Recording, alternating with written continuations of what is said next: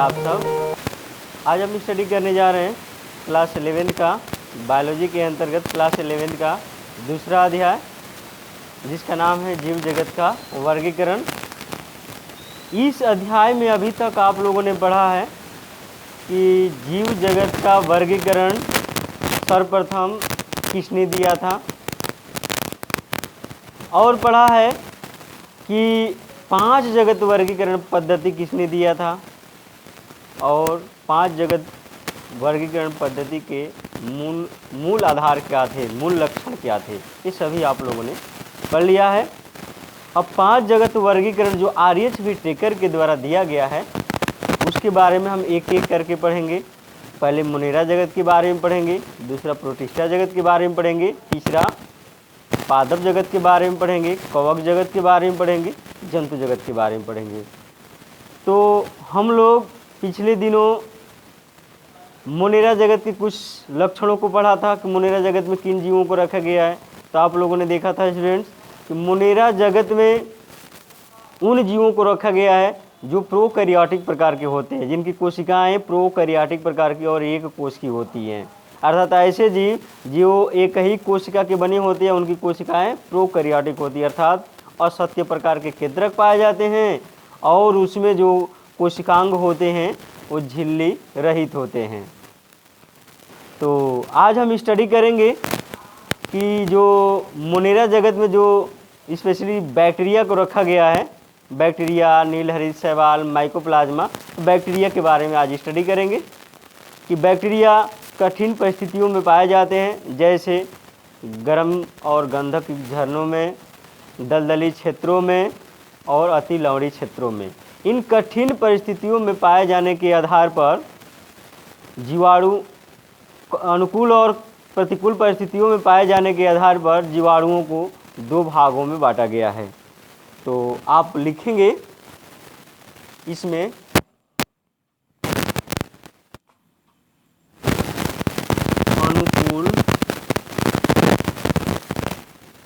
अनुकूल एवं प्रतिकूल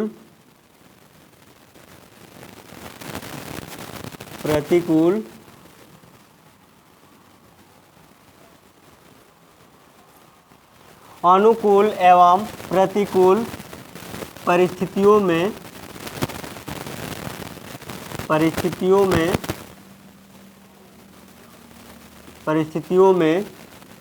पाए जाने के आधार पर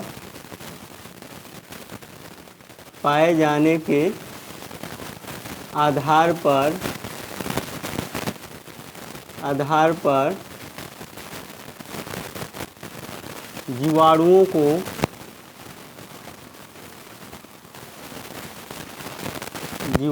को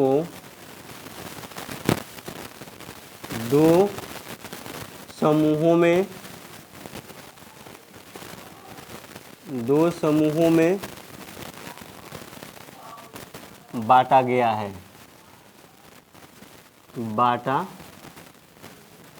है। तो यहाँ आप लोगों ने देखा कि कुछ ऐसे जीवाणु होते हैं अनुकूल परिस्थितियों में पाए जाते हैं, कुछ ऐसे जीवाणु होते हैं प्रतिकूल परिस्थितियों में पाए जाते हैं। उनके आधार पर जीवाणुओं को 2 समूहों में बांटा गया है। पहला है स्टूडेंट्स, पहला है जिसको कहते हैं आर्की या आद्य बैक्टीरिया,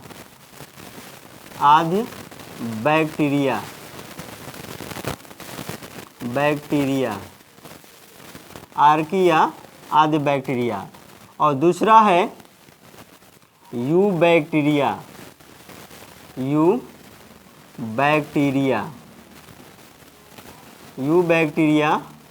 या सत्य जीवाणु, ट्रू बैक्टीरिया जीवाणु। तो यहाँ पर आप लोगों ने देखा कि अनुकूल और प्रतिकूल परिस्थितियों में पाए जाने के आधार पर जो जीवाणु होते हैं 2 समूहों में इनको रखा गया है, बांटा गया है, आर्की या आद्य बैक्टीरिया, और दूसरा है यू बैक्टीरिया या सत्य जीवाणु। तो इसमें हम एक एक करके पढ़ेंगे स्टूडेंट्स। पहले पढ़ेंगे आर्की बैक्टीरिया के बारे में, तब पढ़ेंगे यू बैक्टीरिया के बारे में। तो पहला हमारा हेडिंग होगा आर्किया आदि बैक्टीरिया। तो यहाँ हम पहला पढ़ेंगे आर्की या आद्य बैक्टीरिया। आद्य बैक्टीरिया, आर्किया आद्य बैक्टीरिया। यहाँ पर आप लोगों ने देखा कि कठिन परिस्थितियों में और अनुकूल और प्रतिकूल परिस्थितियों में पाए जाने के आधार पर जीवाणुओं को 2 भागों में बांटा गया है। तो पहला है आर्की आद्य बैक्टीरिया। तो यहाँ आप हेडिंग डाल लेंगे आर्की बैक्टीरिया।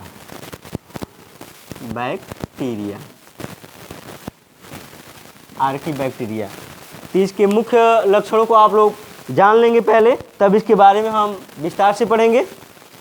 ये जो आर्की बैक्टीरिया या आद्य बैक्टीरिया होते हैं स्टूडेंट्स, यह पृथ्वी पर पाए जाने वाले प्रथम जीव थे और यह प्रतिकूल परिस्थितियों में पाए जाते हैं, जहां जीवन की कल्पना भी न की जाती है, उन जगहों में ये पाए जाते हैं। तो याद रखेंगे ये क्या है, ये प्रतिकूल परिस्थितियों में पाए जाने वाले बैक्टीरिया हैं और पृथ्वी पर सर्वप्रथम यही बैक्टीरिया पाए गए थे। तो याद रखेंगे, इनके बारे में भी लिख लेंगे। ये बैक्टीरिया प्रतिकूल वातावरणीय परिस्थितियों में पाए जाते हैं। ये बैक्टीरिया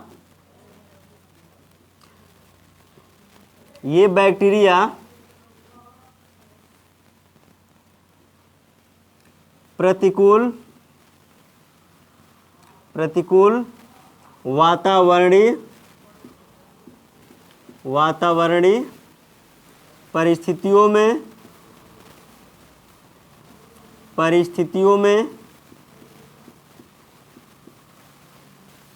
परिस्थितियों में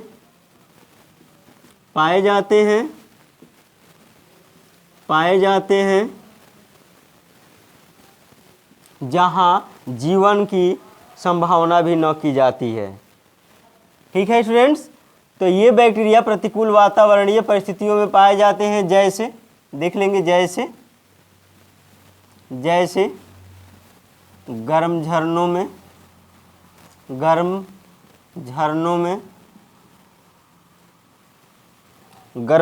में, कच्छ क्षेत्रों में, कच्छ मतलब दलदली क्षेत्र, कच्छ क्षेत्रों में व अति लवणीय क्षेत्र, जहाँ नमक का ही क्षेत्र हो, नमक वाला प्रदेश हो, अति लवणीय क्षेत्रों में।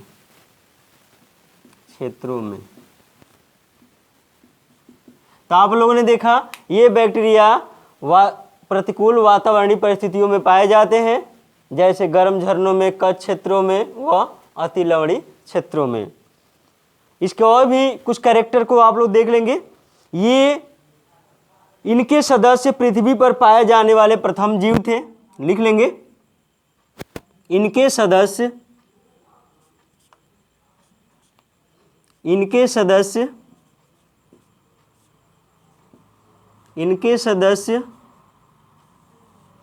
पृथ्वी पर पाए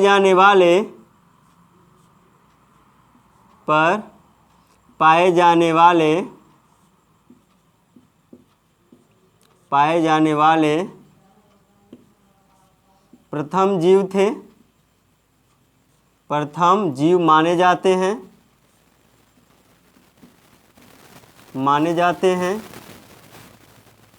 या प्रथम जीव थे, दोनों बात एक ही है, माने जाते हैं। अगला इसका इम्पोर्टेंट पॉइंट लिख लेंगे कि इनकी जो संरचना होती है जीवाणुओं की समान होती है। इनकी संरचना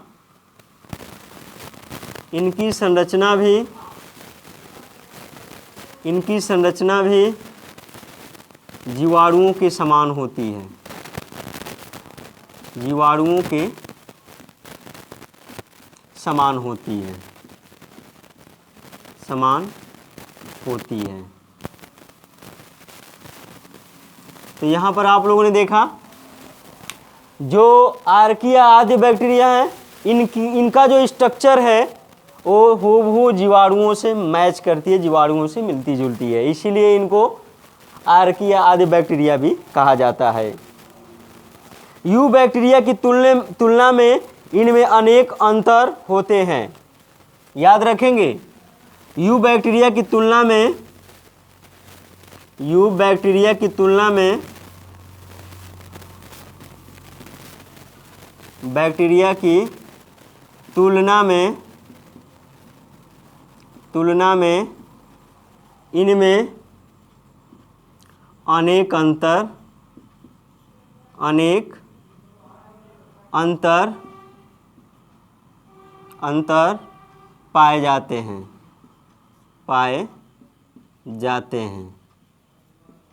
पाए जाते हैं जो निम्न है। अब देखेंगे कि यू बैक्टीरिया और आद्य बैक्टीरिया में क्या अंतर है। अनेक अंतर पाए जाते हैं जो निम्न हैं। तो देखेंगे स्टूडेंट्स कि यू बैक्टीरिया की तुलना में, सत्य जीवाणुओं की तुलना में इनमें अनेक अंतर पाए जाते हैं। उन अंतरों को अब देख लेते हैं कि कैसे इनको सत्य जीवाणुओं से इनको अलग किया गया है। तो पहला अंतर देखेंगे, पहला डिफरेंस क्या है, इनकी कोशिका भित्ति प्रोटीन व नॉन सेलुलोजिक पॉलीसेकेराइड की बनी होती है। तो लिख लेंगे, इनकी कोशिका भित्ति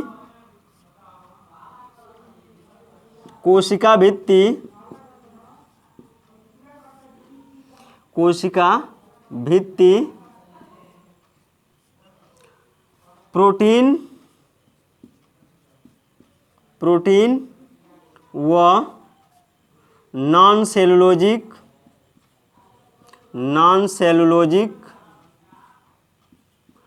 सेलुलोजिक पॉलीसेकेराइड की बनी होती है। पॉलीसेकेराइड की बनी होती है। तो यहाँ पर आप लोगों ने देखा पहला डिफरेंस क्या है कि जो आर्किया आदि बैक्टीरिया होते हैं स्टूडेंट्स, इनकी जो कोशिका भित्ति होती है प्रोटीन व नॉन सेलुलोजिक पॉलीसेकेराइड की बनी होती है। अगला लिखेंगे, दूसरा इसमें मुख्य अंतर क्या है। तो दूसरा अंतर है स्टूडेंट्स कि इनकी कोशिका झिल्ली होती है, इनकी कोशिका झिल्ली में लिपिड की शाखित श्रृंखलाएं होती हैं। इनकी कोशिका झिल्ली में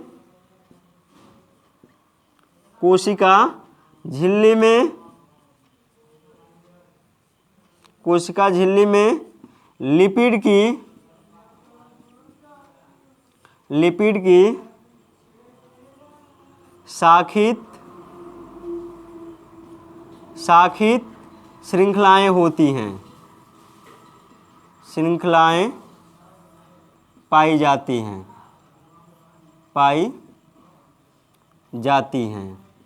तो यहाँ पर आप लोगों ने देखा इनकी कोशिका झिल्ली में लिपिड की शाखित श्रृंखलाएं पाई जाती है जो इनको कठिन परिस्थितियों से क्या करती हैं, बचाती हैं, जो इनको अत्यधिक ताप एवं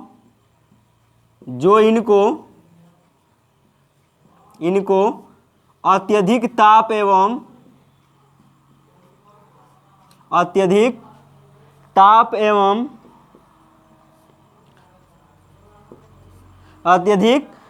एवं लवणीय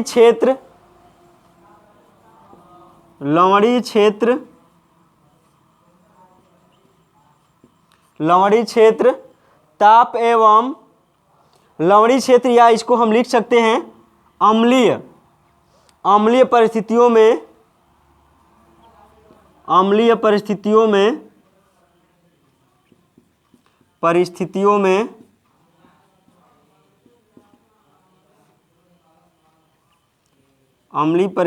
में बिना हानि के जीवित रह सकने में सामर्थ्य बनाती है।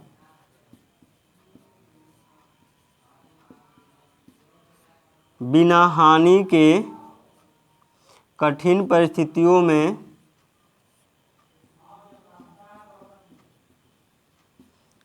परिस्थितियों में बिना हानि के जीवित रह सकने में सामर्थ्य बनाती है। बिना हानि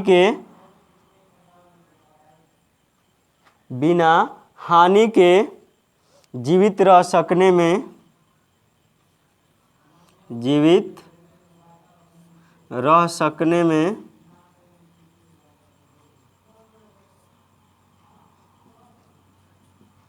सामर्थ्य बनाती है।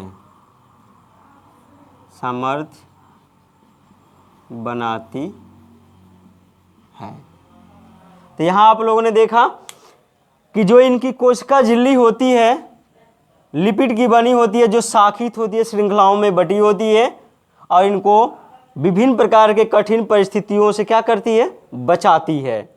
अगला पॉइंट लिख लेंगे इनमें कि ये अत्यधिक कठिन वाष्प जैसे लिखेंगे। तीसरा, ये अत्यधिक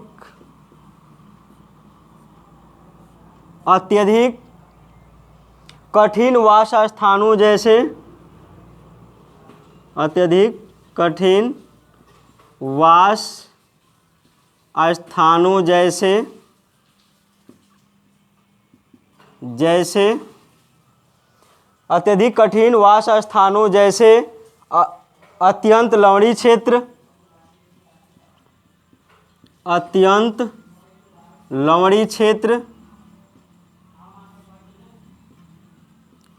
अत्यंत लवणीय क्षेत्र, गर्म झरनों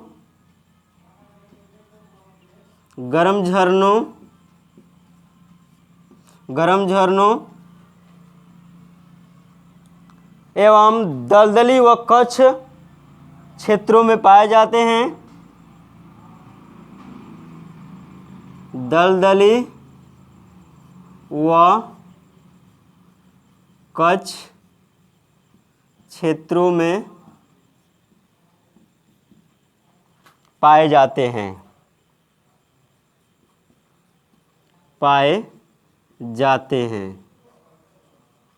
दलदली व कच्छ क्षेत्रों में पाए जाते हैं, जहां पर अन्य जीव आसानी से नहीं रह सकते।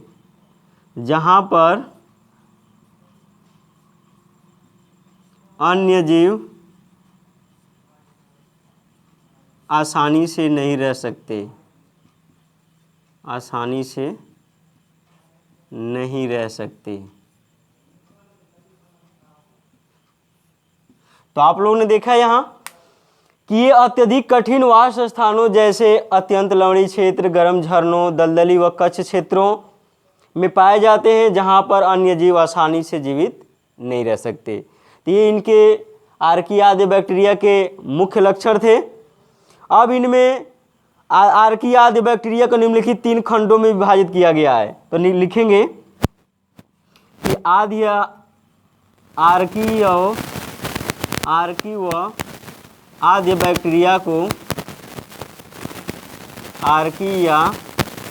बैक्टीरिया को 3 भागों में विभाजित किया गया है। बांटा गया है, विभाजित किया गया है। तो यहाँ पर आप लोगों ने देखा कि आद्य या आर्की बैक्टीरिया को 3 भागों में बांटा गया है या विभाजित किया गया। अब उनके बारे में पढ़ेंगे किसके आधार पर। तो अत्यंत लवणीय क्षेत्र में पाए जाने के आधार पर, गर्म झरनों में पाए जाने के आधार पर, दलदली क्षेत्रों में पाए जाने के आधार पर इनको 3 भागों में बांटा गया है। तो हम तीनों भागों को अब पढ़ेंगे एक एक करके। तो पहला हमारा रहेगा मिथेनोजेन। इसमें हम पहले पढ़ेंगे जिस प्रकार को, उसका नाम है मिथेनोजेन के बारे में।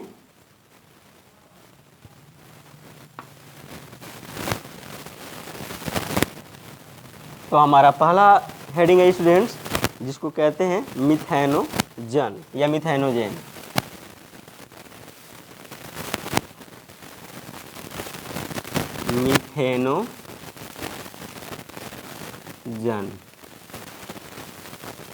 मिथेनोजन या मिथेनोजेन भी कहते हैं इसे।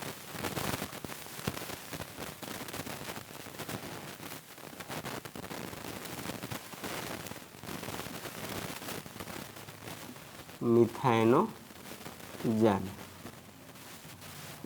देखेंगे मिथेनोजन क्या होते हैं, तो याद रखेंगे स्टूडेंट्स, मिथेनोजन जो होते हैं आधी या आर्की बैक्टीरिया के एक प्रकार हैं, जो कहाँ पाए जाते हैं, तो जो दलदली क्षेत्रों में पाए जाते हैं। तो पहले आप लोग जानेंगे कि वे जीवाणु, वे बैक्टीरिया, ऐसे आर्की बैक्टीरिया जो दलदली क्षेत्रों या कच्छ क्षेत्रों में पाए जाते हैं, उन्हें मिथेनोजन कहते हैं। तो लिख लेंगे, ये जीवाणु दलदली व कच्छ क्षेत्रों में पाए जाते हैं। ये जीवाणु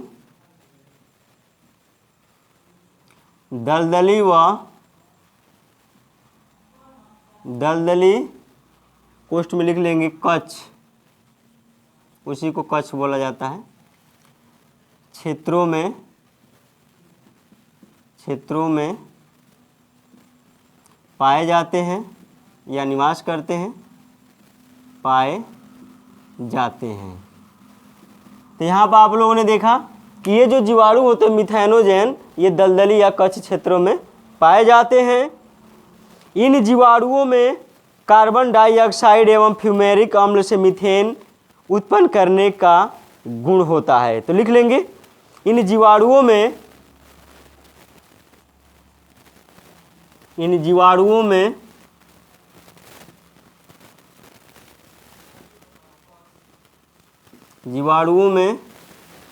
कार्बन डाइऑक्साइड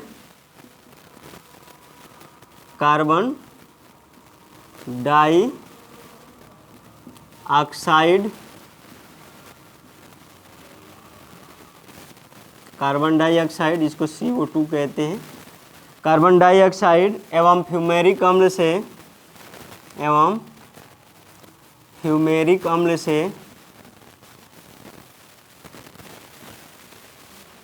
से मीथेन गैस उत्पन्न करने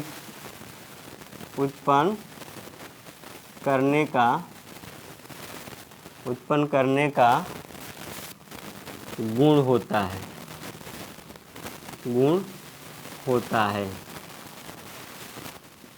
इस कारण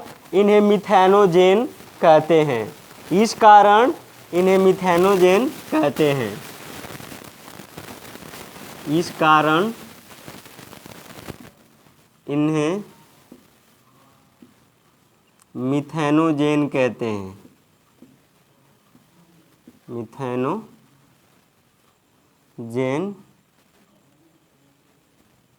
कहते हैं। तो आप लोगों ने देखा यहाँ पर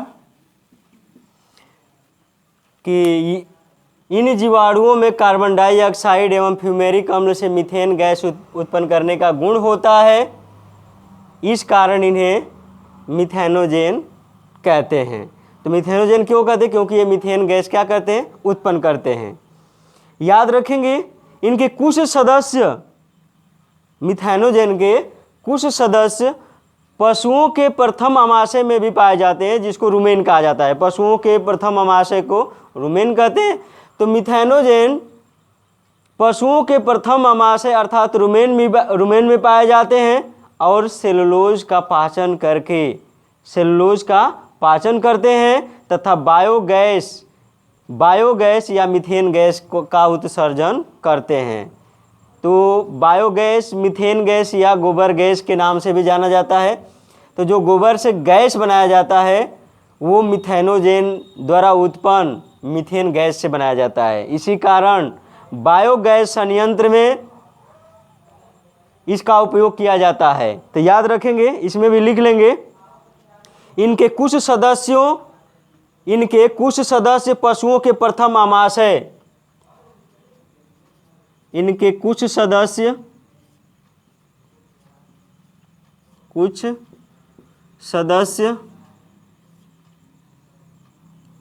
पशुओं के पशुओं के प्रथम आमाशय जिसको हम लोग रुमेन कहते हैं, रुमेन, पशुओं के प्रथम आमाशय जिसे रुमेन कहते हैं, में पाए जाते हैं, में सहजीवी के रूप में पाए जाते हैं, सहजीवी होते हैं, सहजीवी के रूप में पाए जाते हैं, पाए जाते हैं, सहजीवी के रूप में पाए जाते हैं। आर्कीबैक्टीरिया इन जंतुओं के रुमेन में,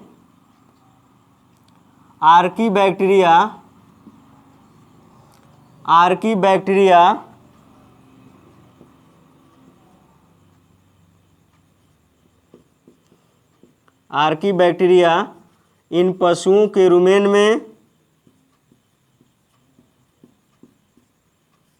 पशुओं के रुमेन में अर्थात प्रथम आमाशय में, रुमेन में सेलुलोज का पाचन करते हैं, सेलुलोज का पाचन करते हैं।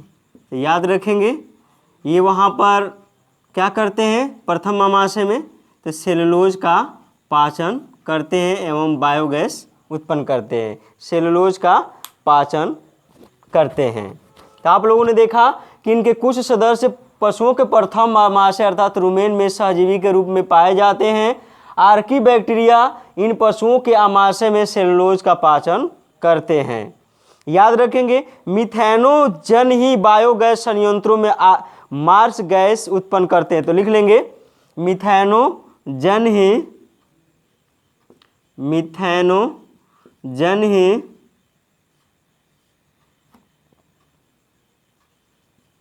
बायोगैस संयंत्रों में, बायोगैस संयंत्रों में, बायोगैस संयंत्रों में मार्स गैस को मीथेन गैस भी कहते हैं, मार्स गैस जिसको हम लोग मीथेन गैस भी कहते हैं, मार्स गैस मीथेन का उत्सर्जन करते हैं। मिथेनोजन ही बायोगैस संयंत्रों में मार्स गैस या मीथेन उत्पन्न करते हैं, उत्पन्न करते हैं। तो यहाँ पर आप लोगों ने देखा यही जो जीवाणु होते हैं मिथेनोजन, ये बायोगैस संयंत्रों में क्या करते हैं, मीथेन गैस अर्थात मार्स गैस उत्पन्न करते हैं। एग्जाम्पल लिख लेंगे, एग्जाम्पल बहुत इंपॉर्टेंट है, आप लोग याद रखेंगे एग्जाम्पल्स। इनके एग्जाम्पल्स है मिथेनोकोकस, मिथेनोबैक्टीरियम। तो लिख लेंगे मिथेनोबैक्टीरियम और दूसरा है मिथेनोकोकस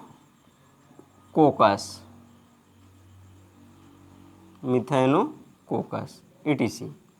तो यहाँ पर दो एग्जाम्पल दिया गया है इसका, मिथेनोजन का, मिथेनोबैक्टीरियम और मिथेनोकोकस। तो ये रहा मिथेनोजन के बारे में। और दूसरा प्रकार पढ़ते हैं आर्किया आदि बैक्टीरिया का, जिसका नाम है स्टूडेंट्स हैलोफिल्स। तो उनको भी पढ़ लेते हैं, हैलोफिल्स के बारे में।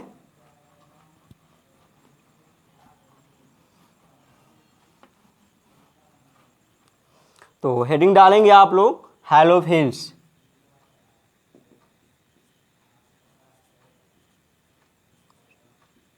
हैलोफिल्स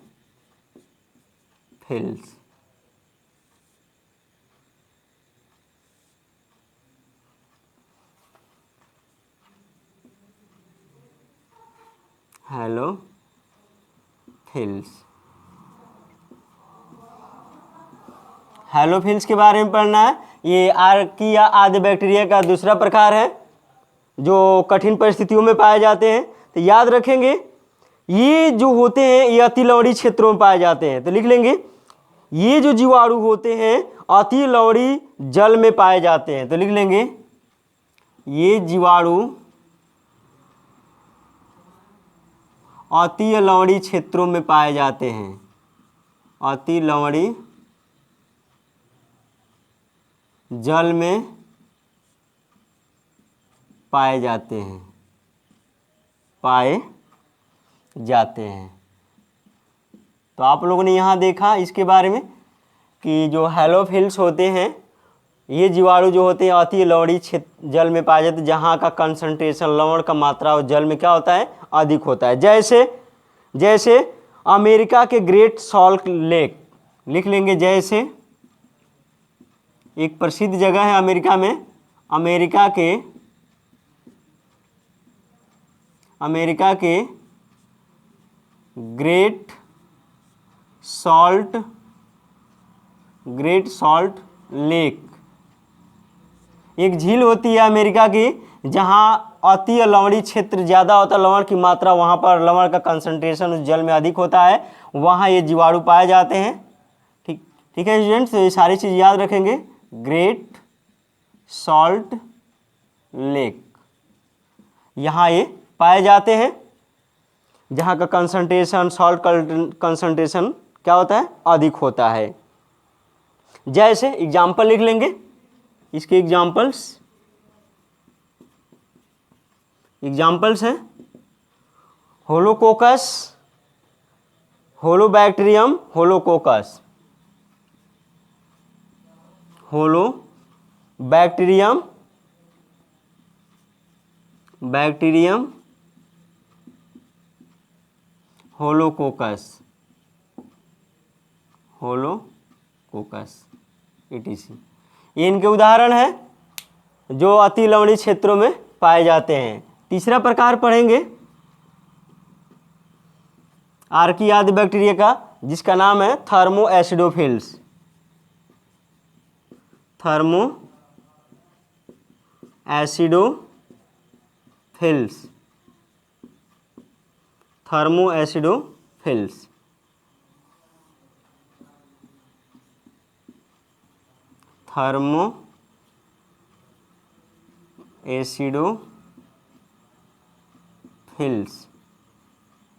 थर्मोएसिडोफिल्स ये जो जीवाणु होते हैं स्टूडेंट्स कहाँ पाए जाते हैं? तो उन जगहों में पाए जाते हैं जहाँ का तापमान क्या होता है 80 से 101 सेंटीग्रेड से एबव होता है। तो ये बैक्टीरिया गर्म एवं गंधक युक्त झरनों में पाए जाते हैं। तो लिख लेंगे ये बैक्टीरिया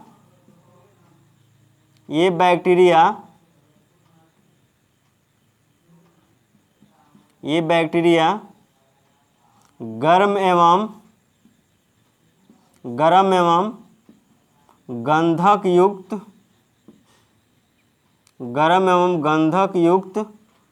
झरनों में पाए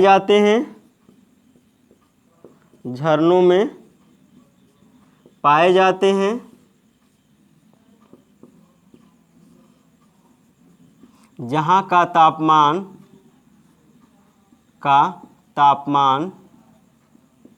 जहाँ का तापमान 80 से 101 सेंटीग्रेड अधिक होता है।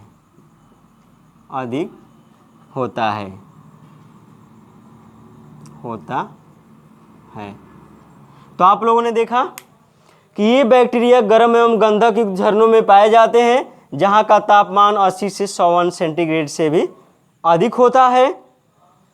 याद रखेंगे यहाँ जहाँ का तापमान लगभग लिख लेंगे, जहाँ का तापमान लगभग 80 से 101 सेंटीग्रेड होता है। याद रखेंगे ये जो तापमान देख रहे हैं इस तापमान पर जल खौलने लगता है। तो खौलते जल में भी थर्मोएसिडोफिल्स क्या होते हैं पाए जाते हैं। और याद रखेंगे वहाँ जीवन की भी संभावना नहीं की जा सकती है। आपको पहले हम बता दें कि आदि आर्की बैक्टीरिया उन जगहों में पाए जाते हैं जहाँ जीवन की संभावना नहीं की जाती है, जैसे गर्म झरनों में। ठीक है स्टूडेंट्स, आगे लिख लेंगे इसमें, ये जीवाणु गंधक को ऑक्सीकृत करके, ये जीवाणु, गंधक मतलब सल्फर, ये जीवाणु गंधक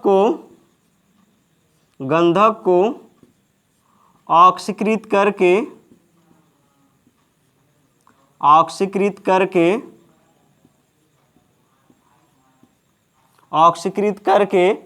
ये जीवाणु गंधक को ऑक्सीकृत करके गंधक का अम्ल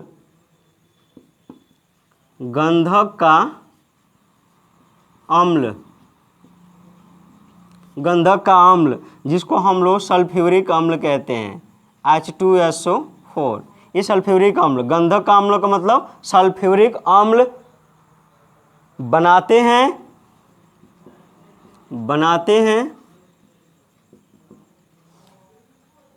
हैं जिससे माध्यम अत्यधिक अम्लीय हो जाता है, जिससे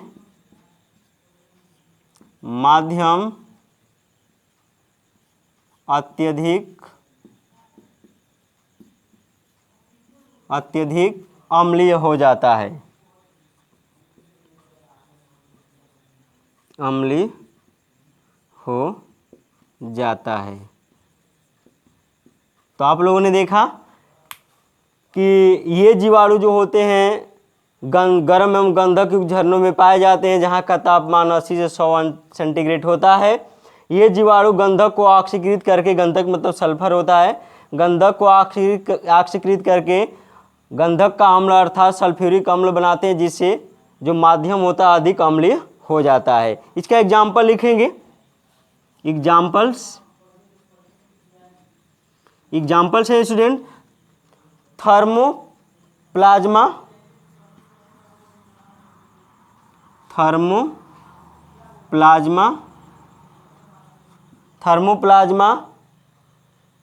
सल्फोबोलस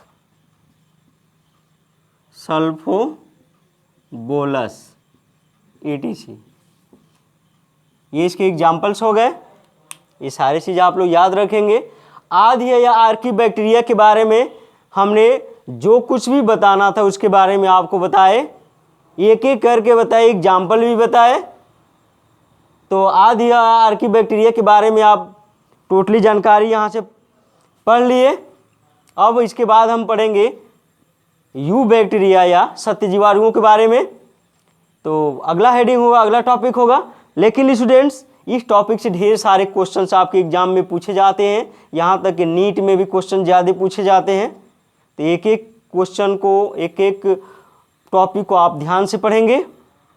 और यदि यह टॉपिक पसंद आए तो लाइक करेंगे, और नए नए वीडियो को पाने के लिए आप लोग सब्सक्राइब करेंगे, जिससे नए नए वीडियो अपलोड होते ही आपके पास पहुंच जाएगा। तो सब्सक्राइब करना नहीं भूलेंगे। धन्यवाद।